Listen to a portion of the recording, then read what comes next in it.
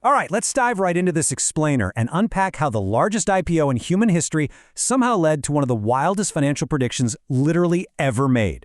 We are talking about SpaceX, right? A company famous for engineering absolute marvels, like literally catching rockets out of the sky. But today, we're investigating a revenue projection that, at first glance, just completely defies logic. So picture this. It's May of 2026. Just 3 days after taking SpaceX public, Elon Musk gets on X and posts this absolutely jaw-dropping claim. He confidently projects $1 trillion in revenue by the end of the decade. And he doesn't stop there. He doubles down, saying he'd actually be surprised if they didn't cross that historic $1 trillion threshold by 2031. Okay, let's do the math real quick, because the numbers here are just nuts. In 2025, SpaceX brought in roughly $19 billion in revenue. So to get from $19 billion to $1 trillion in just 5 years, SpaceX has to multiply its revenue by 54 times. That means they need a blistering 123% growth every single year for 5 straight years.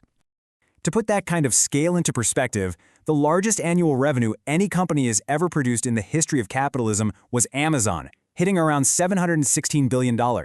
And keep in mind, that took 30 years and building a massive global retail empire to pull off. Even Wall Street's most optimistic professional forecast for SpaceX, coming from Goldman Sachs, sits at just $470 billion. So compared to that, Musk's number looks completely detached from reality. Well, until you start uncovering the clues hidden in their financial paperwork. Which brings us to Section 1, the S-1 filing reveal. Right before their massive IPO, SpaceX had to file an S-1 document with the government. This is standard procedure before you sell shares to the public. But the data inside revealed a truly shocking paradox. The famous space segment, the one launching rockets and pouring billions into the new Starship, actually lost $650 million in 2025. Meanwhile, the connectivity segment, the Starlink satellite internet business, generated $4.4 billion in operating profit. So, financially speaking, the world's most famous rocket company is actually a satellite internet company that just happens to launch rockets. That leads us right into Section 2, the AI plot twist. If the high-profile rocket business is losing money, and Musk just promised 54 times growth across the whole company, your skepticism should be screaming right now. How on earth do you get to $1 trillion from there? Well, early 2026 is where everything pivots. In February, 3 months before the IPO, SpaceX swallowed Musk's artificial intelligence company xAI completely whole. This created a combined entity valued at $1.25 trillion before going public. When they filed that S-1 in May, accountants had to restate the books as if they'd always been one company. And then bam, in June, they unveiled the ultimate plan, an orbital data center. This is the absolute kicker right here.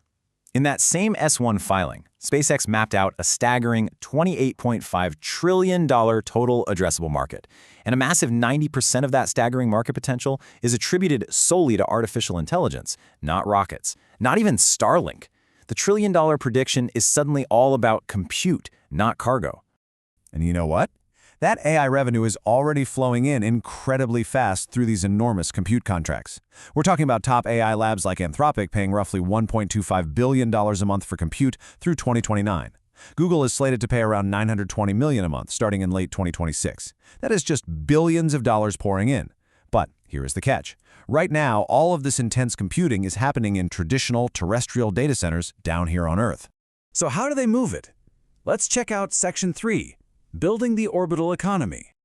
To actually hit that $1 trillion mark, the math only closes if SpaceX can escape the brutal, capital-soaked knife fight of Earthbound data centers. Down here, they're battling massive competitors like Amazon, Microsoft, and Google, while dealing with intense community pushback over huge demands for local water and electricity. But in space, it is a whole different ballgame. You have unlimited solar energy with zero clouds or nighttime. You have the infinite cold of deep space to dump heat into, and absolutely zero community protests. Why fight cities for resources when you can just point your solar panels directly at the sun? To power this unprecedented vision, Musk is attempting the most extreme vertical integration in history. As he so bluntly puts it, we either build a terafab or we don't have the chips, and we need the chips, so we build the terafab. So he's back in a joint venture chip factory estimated at a massive $55 to $120 billion. The goal? Manufacture the chips, launch them on his own rockets, and power them with the sun. It is a massive swing. But of course, we have to talk about Section 4, the laws of physics. Because, business strategy is one thing, but the unforgiving laws of physics are the ultimate final boss here. For this orbital economy to actually function by 2030, SpaceX has to simultaneously solve 4 of the most difficult engineering hurdles humanity has ever attempted. 1, they need the fully reusable Starship rocket flying at scale. 2, they need those in-house manufactured chips. 3, they have to figure out how to radiate heat in a vacuum. And 4, they need seamless connectivity across all those satellites to make them operate like one giant compute cluster. That third requirement, the heat one, it is physically daunting. Computer chips generate massive amounts of heat. Down here on Earth, we just blow air or run water over them. Simple. But space has no air. It has no water. According to electrical engineering analysis, to keep these chips from literally melting, you would need 10 pounds of giant cooling fins to radiate heat for every single pound of computing hardware. Those radiators would absolutely dwarf the computers themselves. When you add that immense heat problem to the fact that space radiation severely degrades normal high-end AI chips in just weeks, you start to see why fierce competitors are highly skeptical. OpenAI CEO Sam Altman openly dismissed the entire timeline in early 2026, bluntly stating that orbital data centers are ridiculous and will not matter at scale this decade. And honestly, that's a completely fair critique of an astronomically difficult task. So, who is right? Let's move to Section 5, betting on the direction. Keep in mind that the Starship vehicle, the giant rocket this entire off-world vision totally relies on, only flew exactly 1 time in 2026. So how do we evaluate a claim this huge?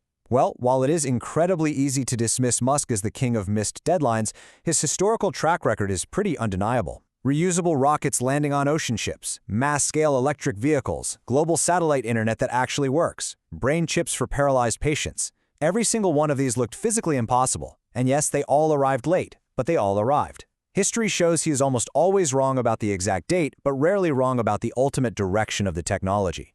If this massive pivot from simply launching rockets to actually powering global intelligence in orbit is even half right, we are watching a company attempt to own the future of thought itself. Think about it. We have spent 100 years valuing companies by what they manufacture. But if the ability to think at scale is the true product of the future, what do you take away from this? If a single company successfully owns the silicon, the rocket, and the orbital compute layer of artificial intelligence, how does that change the world as we know it?